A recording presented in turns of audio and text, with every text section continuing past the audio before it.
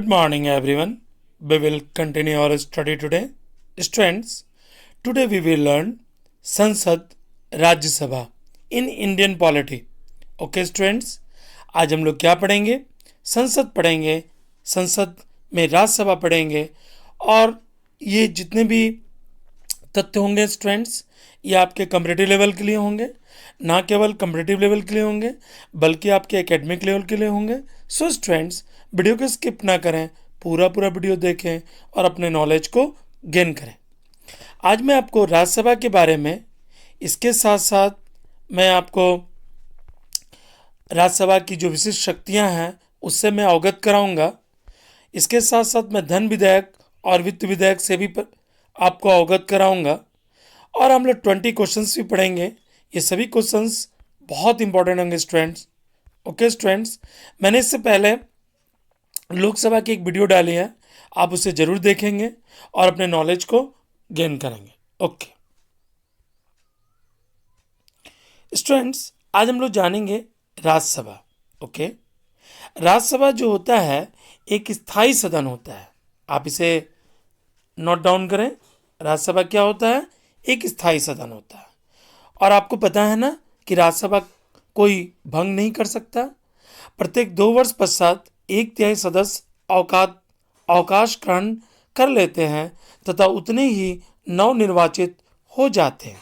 Okay students, आप इसे याद रखेंगे. 2 वर्ष कोई भंग नहीं कर सकता. ओके, किसे? राज्यसभा को. ओके ओके, कोई भंग नहीं कर सकता. प्रत्येक 2 वर्ष पश्चात 1/3 जो सदस्य हैं वह अवकाश ग्रहण कर लेते हैं. ओके ओके, राज्यसभा में 250 से अधिक सदस्य नहीं हो सकते. इसे भी आप ध्यान देंगे. कितने? 250 से, यानी 250. ओके, इसमें 238 सदस्य. आपको मैं फिर से एक बार बताता हूं कि राज्यसभा में 250 से अधिक सदस्य नहीं हो सकते. इसमें 238 सदस्य राज्य तथा संघ राज्य क्षेत्रों के प्रतिनिधित्व और 12 सदस्य राष्ट्रपति द्वारा नॉमिनेट होते हैं, नामित होते हैं. इसे आप गौर करेंगे. 250, इसमें 238 सदस्य जो होते हैं संघ राज्य क्षेत्र, और आपको ये भी ध्यान देनी है कि 12 सदस्य अलग अलग क्षेत्रों से राष्ट्रपति नाम निर्दिष्ट किए जाते हैं राष्ट्रपति के द्वारा. ओके, राज्यसभा का सभापति इसका सदस्य नहीं होता.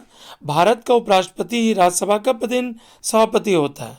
यानी आपसे प्रश्न पूछा जाएगा कि राज्यसभा का सभापति क्या इसका सदस्य होता है, तो आप कहेंगे कि वह सदस्य नहीं होता है. ओके, तो कौन होता है सदस्य? आप इसे बताएंगे. भारत के उपराष्ट्रपति. इसके राज्यसभा के क्या होते हैं? पदेन सभापति होते हैं. ओके, इसके उपसभापति इसका सदस्य होता है और राज्यसभा के सदस्य ही इसका निर्वाचन करते हैं. इसे भी आप ध्यान देंगे. धन विधेयक राज्यसभा में प्रस्तुत और पुनः स्थापित नहीं किया जा सकता. तो ये प्रश्न उठेगा कि आखिर धन विधेयक कहाँ पर प्रस्तुत किया जाता है? राज्यसभा में नहीं किया जा सकता. तो धन विधेयक के संबंध में राज्यसभा को केवल सिफारिश करने का अधिकार है. इस बात को आप नोट डाउन करेंगे. क्या अधिकार है? केवल सिफारिश करने का. ओके, और एक बात इसे ध्यान देंगे. 14 दिन का समय मिलता है. यदि इस समय में विधेयक वापस नहीं होता तो पारित समझा जाता है. इसे भी आप नोट डाउन करेंगे. मंत्रिपरिषद राज्यसभा के प्रति उत्तरदायी नहीं होते. तो मंत्रिपरिषद किसके प्रति उत्तरदायी होते हैं? तो स्वाभाविक और लोकसभा के प्रति उत्तरदायी होते हैं. ओके,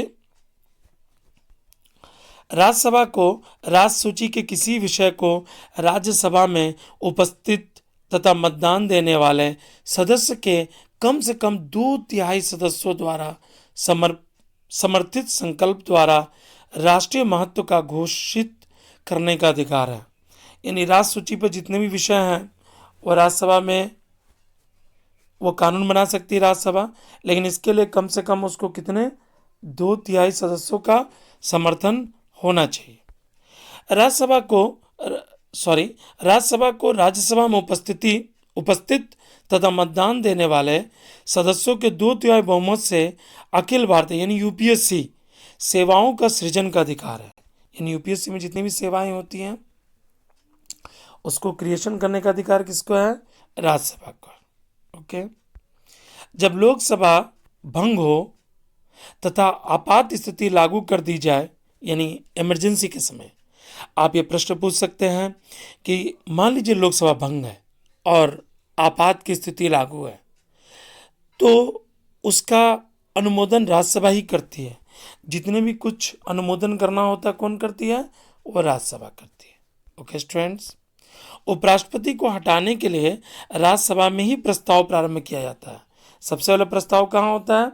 उपराष्ट्रपति को मान लीजिए आपको हटाना है तो राज्यसभा में ही प्रस्ताव होता है। राज्यसभा के सदस्यों का चुनाव संबंधित राज्यों की विधानसभाएं आनुपातिक प्रतिनिधित्व के आधार पर करती हैं। ये भी आप गौर करेंगे किस रूप में चुनाव होता है, तो आनुपातिक प्रतिनिधित्व के रूप में चुनाव होता है। ओके स्टूडेंट्स,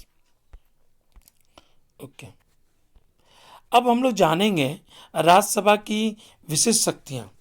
ओके, अनुच्छेद 312 इसे आप गौर करेंगे। अनुच्छेद 312 के तहत राज्यसभा अखिल भारतीय सेवाएं सृजित कर सकती है। ठीक है, आप जान रहे हैं। अनुच्छेद 249 के तहत इसे भी आप गौर करेंगे। 249 राज्यसभा अपने 2/3 यानी अनुच्छेद 249 के तहत राज्यसभा अपने 2/3 बहुमत से पारित संकल्प प्रस्ताव द्वारा राज्य सूची के किसी भी विषय को संसद को 1 वर्ष के लिए अधिकृत कर सकती है। कितने वर्ष के लिए? 1 वर्ष के लिए। ओके। लोकसभा के विघटन की स्थिति में राज्यसभा में अनुच्छेद 352, ये तो आप जानते हैं, तीनों अनुच्छेद के बारे में आपको आप जानकारी होगा क्योंकि तीनों अनुच्छेद किससे संबंधित है? तो राष्ट्रपति के इमरजेंसी से संबंधित है। 352 में स्टूडेंट्स क्या आप बताएं हमें? 356 में क्या है? 360 में क्या है? यह आपातकालीन है। 352 में है अगर कोई बाहरी आक्रमण हो जाए तो आपातकाल लागू होता है। 356 में है 356 में अगर कोई देश में आंतरिक गड़बड़ी हो, राज्यों में कोई आंतरिक गड़बड़ी हो तो वहाँ 356 लागू होता है। अगर वित्तीय आपात हो यानी फाइनेंशियल क्राइसिस हो तो 360 लागू होता है। ओके, तो मैं बता दूं कि 352, 352, 356 और 360 के तहत घोषित आपातकाल की को नई लोकसभा की प्रथम बैठक के बाद 1 माह तक वैधता प्रदान कर सकती है। यानी 1 माह तक उसका लीगल रहेगा, 1 माह के बाद वो अपने आप खत्म हो जाएगा। उपराष्ट्रपति को पद से हटाने का पहल राज्यसभा ही करती है।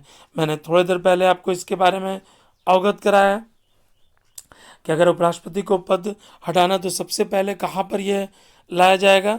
तो राज्यसभा में लाया जाएगा। ओके स्टूडेंट्स, आप समझ गए राज्यसभा के बारे में। अब हम लोग जानकारी लेंगे धन विधेयक और वित्त विधेयक क्या होता है। सबसे पहले मैं आपको धन विधेयक के बारे में 8 पॉइंट बताऊंगा, उसके बाद मैं आपको वित्त विधेयक के बारे में बताऊंगा। ओके, तो आप समझें, यद्यपि धन विधेयक वित्त विधेयक होता है परंतु प्रत्येक वित्त विधेयक धन विधेयक नहीं होता है। दोनों विधेयकों में निम्नलिखित अंतर है। तो सबसे पहले स्टूडेंट्स आप समझें धन विधेयक के बारे में। ओके, पहला पॉइंट, प्रत्येक धन विधेयक वित्त विधेयक होता है, इसे आप ध्यान देंगे। ओके, अनुच्छेद 110 खंड क, इसमें भी कई उपखंड हैं। उपखंड क से 6 तक के विषय धन विधेयक की श्रेणी में आते हैं। ओके, आपने 2 पॉइंट कंप्लीट कर ली, पहला पॉइंट, दूसरा पॉइंट। ओके, धन विधेयक राज्यसभा में पुनः स्थापित नहीं किया जा सकता। धन विधेयक के पुनः स्थापना होने से पूर्व राष्ट्रपति की सिफारिश आवश्यक होती है। अगर आप धन विधेयक को पुनः स्थापना करना चाहते हैं तो राष्ट्रपति की सिफारिश आवश्यक होती है। अन्य स्थितियों में धन विधेयक सामान्य विधेयक की श्रेणी में नहीं आते, इसे भी आप ध्यान देंगे। अन्य स्थितियों में क्या, धन विधेयक सामान्य विधेयक की श्रेणी में नहीं आते। धन विधेयक राज्यसभा में पारित ना भी हो उस पर कोई प्रभाव नहीं पड़ता। यदि इसे आप नोट डाउन करेंगे, अगर वह राज्यसभा में पारित ना भी हो तो उस पर कोई प्रभाव नहीं पड़ता। धन विधेयक पर दोनों सदनों में गतिरोध होने पर कोई प्रभाव नहीं पड़ता। धन विधेयक को राष्ट्रपति पुनर्विचार के लिए लौटा नहीं सकते हैं, इसे भी आप गौर करेंगे। राष्ट्रपति जो है पुनर्विचार के लिए नहीं लौटा सकते हैं। ओके स्टूडेंट्स, आप इन पॉइंट को जान गए। करीब करीब 8 पॉइंट आपके पास हैं धन विधेयक से संबंधित। अब हम लोग जानेंगे वित्त विधेयक। प्रत्येक वित्त विधेयक धन विधेयक नहीं होता, इसे भी आप गौर करेंगे। ठीक है, वित्त विधेयक इन विषयों के साथ साथ अन्य विषयों में भी संबंधित रहता है। ओके, वित्त विधेयक भी राज्यसभा में पुनः स्थापित नहीं किया जा सकता। वित्त विधेयक पर भी पुनः स्थापित होने से पूर्व राष्ट्रपति की सिफारिश आवश्यक होती है। ओके, वित्त विधेयक सामान्य विधेयक की भांति इस संसद के दोनों सदनों द्वारा स्वीकृत होना चाहिए। यानी यहाँ पर गौर करने वाली बात है, दोनों सदनों द्वारा वित्त विधेयक को। ओके, वित्त विधेयक को संसद के दोनों सदनों द्वारा पारित होना चाहिए, इसे भी आप ध्यान देंगे, दोनों सदनों द्वारा पारित होना चाहिए। ओके, वित्त विधेयक में दोनों सदनों के गतिरोध होने पर दोनों सदनों की संयुक्त बैठक बुलाई जाती है। अगर मान लीजिए कोई गतिरोध होता है तो कहाँ पर आप क्या करेंगे, संयुक्त बैठक बुलाएंगे। ओके, वित्त विधेयक को राष्ट्रपति पुनर्विचार के लिए लौटा सकते हैं, यानी राष्ट्रपति को पावर है कि वो वित्त विधेयक को पुनः विचार के लिए लौटाएं। ओके ओके स्टूडेंट्स, आप समझ गए धन विधेयक और वित्त विधेयक के बारे में। ओके स्टूडेंट्स, अब हम लोग जानेंगे 20 क्वेश्चंस। ओके, निम्नलिखित में से कौन संसद का स्थायी एवं उच्च सदन है? ए नंबर में राज्यसभा, बी नंबर में लोकसभा, सी नंबर में उपयुक्त दोनों और डी नंबर में इनमें से कोई नहीं। आप इसका उत्तर दें। Okay okay, it's answer is A, Rajya Sabha. Come to the second number. Rajya Sabha को स्थायी सदन कहते हैं, ये तो आप जानते ही हैं, क्योंकि ए नंबर में सभी सदस्य आजीवन सदस्य होते हैं, बी नंबर में इसे विघटित नहीं किया जा सकता, सी नंबर में कुछ सदस्य प्रति 2 वर्ष में अवकाश ग्रहण करते हैं, और डी नंबर में बी और सी दोनों। आप बताइए, 2 नंबर का उत्तर दें। Okay, it's answer is B, इसे विघटित नहीं किया जा सकता। Come to the third number. वर्तमान में राज्यसभा के सदस्यों की अधिकतम संख्या कितनी हो सकती है? A 238, B 245, C 250, D 262। आप थर्ड नंबर का उत्तर दें। ओके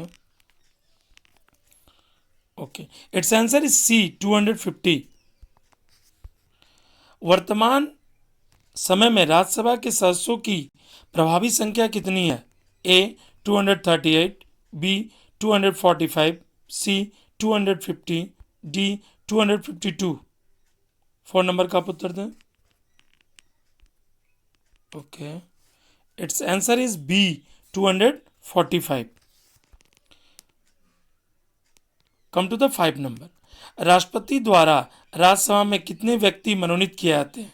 ए 10, बी 15, सी 12, डी 20। आप 5 नंबर का उत्तर दें। ओके, इट्स आंसर इज 12, यानी सी। इसका उत्तर क्या हो जाएगा? 12 लोग राष्ट्रपति द्वारा मनोनीत किए जाते हैं। राज्यसभा में प्रतिनिधित्व होता है ए राज्यों का, बी संघ शासित क्षेत्रों का, सी उपयुक्त दोनों का, डी उपयुक्त में से किसी का नहीं। 6 नंबर का उत्तर दें आप। Okay, it's answer is C. C में क्या हो जाएगा? उपयुक्त दोनों का राज्यों का, संघ शासित क्षेत्रों का। Come to the 7 number. जिन संघ शासित क्षेत्रों में विधानसभाएं नहीं होती उनके प्रतिनिधि किस प्रकार चुने जाते हैं? ए विशेष निर्वाचक मंडल द्वारा, बी उपराज्यपाल द्वारा मनोनीत, सी वहीं की जनता द्वारा प्रत्यक्ष रूप से, और डी उपयुक्त में से कोई नहीं। आप 7 नंबर का उत्तर दें। Okay okay it's answer is A विशेष निर्वाचक मंडल द्वारा। Come to the 8 number. Rajya Sabha में सदस्यों का निर्वाचन होता है ए संचयी संचयी मत पद्धति द्वारा। आप एक बार फिर से देखें, ए नंबर में संचयी मत पद्धति द्वारा, बी सापेक्ष मत पद्धति द्वारा, सी सूची पद्धति द्वारा, डी आनुपातिक प्रतिनिधित्व के अनुसार एकल संक्रमणीय मत पद्धति द्वारा। आप 8 नंबर का उत्तर दें। Okay okay it's answer is D आनुपातिक प्रतिनिधित्व के अनुसार एकल संक्रमणीय मत पद्धति द्वारा। Come to the 9 number. Rajya Sabha के लिए प्रत्येक राज्य के प्रतिनिधियों का निर्वाचन कौन करता है? ए विधानसभा के निर्वाचित सदस्य, बी विधानसभा के सभी सदस्य, सी विधानमंडल के सभी सदस्य, डी विधानमंडल के निर्वाचित सदस्य। 9 नंबर का आप उत्तर दें। Okay it's answer is A Vidhan Sabha के निर्वाचित सदस्य। ओके राज्यसभा में राज्यों का प्रतिनिधित्व किस बात पर निर्भर करता है? ए राज्य का क्षेत्रफल, बी राज्य की जनसंख्या, सी उपयुक्त दोनों, डी उपयुक्त में से कोई नहीं। आप 10 नंबर का उत्तर दें। Okay it's answer is B, यानी क्या हो जाएगा? राज्य की जनसंख्या।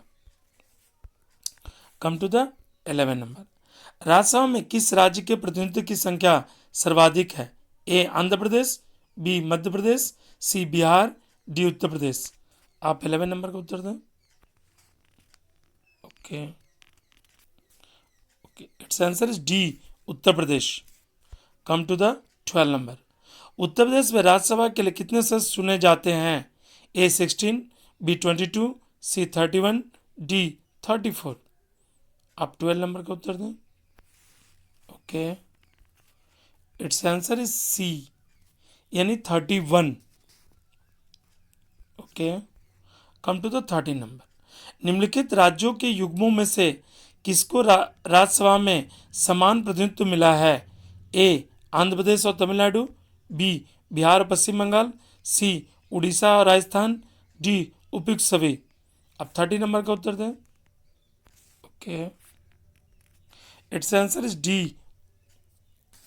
ओके इसका उत्तर क्या हो जाएगा? डी, यानी उपयुक्त सभी। Come to the 14 number. निम्नलिखित में से किस संघ शासित क्षेत्र का राज्यसभा में प्रतिनिधित्व है?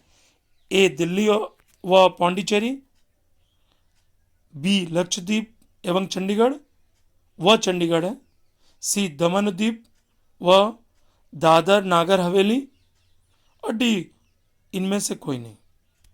आप 40 नंबर का उत्तर दें। Okay it's answer is A, यानी दिल्ली और Pondicherry. Okay come to the 15 number. निम्नलिखित राज्य युग्मों में से किस राज्यसभा में समान प्रतिनिधित्व प्राप्त है? ए आंध्र प्रदेश महाराष्ट्र, बी आंध्र प्रदेश तथा तमिलनाडु, सी गुजरात तथा राजस्थान, और डी महाराष्ट्र तथा तमिलनाडु। आपको बताना जो युग्म दिया है ना, उसमें राज्यसभा के में समान प्रतिनिधित्व प्राप्त है। आप 15 नंबर का उत्तर दें।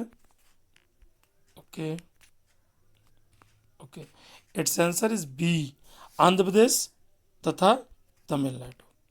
कम टू द 16 नंबर। बिहार से राज्यसभा के कितने सदस्य निर्वाचित होते हैं? A 12, B 16, C 22, D 40। आप 16 नंबर का उत्तर दें। Okay okay it's answer is B 16, 16। Come to the 17। Rajya Sabha में सर्वाधिक प्रतिनिधित्व के आधार पर राज्यों का अवरोही क्रम क्या है? आपको राज्यसभा में सर्वाधिक प्रतिनिधित्व के आधार पर राज्यों का सही अवरोही क्रम बताना है। ए उत्तर प्रदेश, महाराष्ट्र, तमिलनाडु। बी मध्य प्रदेश, उत्तर प्रदेश, तमिलनाडु। सी मध्य प्रदेश, बिहार, उत्तर प्रदेश। डी मध्य प्रदेश, पश्चिम बंगाल और बिहार। 70 नंबर का उत्तर दें। Okay, it's answer is A. यानी सबसे पहला स्थान आ जाएगा उत्तर प्रदेश, उसके बाद आएगा महाराष्ट्र, उसके बाद आएगा तमिलनाडु। यानी एप्रोप्रिएट उत्तर क्या हो जाएगा? A. Okay, come to the 80 number. Rajya Sabha की सदस्य की सदस्यता के लिए आयु संबंधी अर्हता क्या है? ए आयु 25 वर्ष से कम ना हो। बी आयु 30 वर्ष से कम ना हो। सी आयु 35 वर्ष से कम ना हो। डी आयु 21 वर्ष से कम ना हो। आप 80 नंबर का उत्तर दें। Okay, it's answer is B, आयु 30 वर्ष से कम ना हो। Come to the 19 number. Rajya Sabha के सदस्यों के लिए न्यूनतम आयु है ए 21 वर्ष, बी 25, सी 30 और डी 35। ए 21, बी 25, सी 30 और डी 35। अब 90 नंबर का उत्तर दें। Okay, it's answer is C. Come to the 20 number. Rajya Sabha के सदस्यों कार्यकाल कितने वर्ष का होता है? ए 3 वर्ष, बी 4 वर्ष, सी 5 वर्ष और डी 6 वर्ष। अब बताएं इसका सही उत्तर दें कि राज्यसभा के सदस्यों कार्यकाल कितने वर्ष का होता है। Okay, it's answer is D, यानी 6 वर्ष होगा। ओके स्टूडेंट्स, आपने 20 क्वेश्चन कंप्लीट कर ली। इसके साथ साथ आप धन विधेयक और वित्त विधेयक के अंतर को भी जाने। इसके साथ साथ आपने राज्यसभा की विशिष्ट शक्तियाँ भी कंप्लीट की और राज्यसभा क्या है इसके बारे में आप अवगत हुए। स्टूडेंट्स, यदि आपको वीडियो पसंद आया तो वीडियो को लाइक, शेयर और सब्सक्राइब करना ना भूलें। वीडियो देखने के लिए धन्यवाद।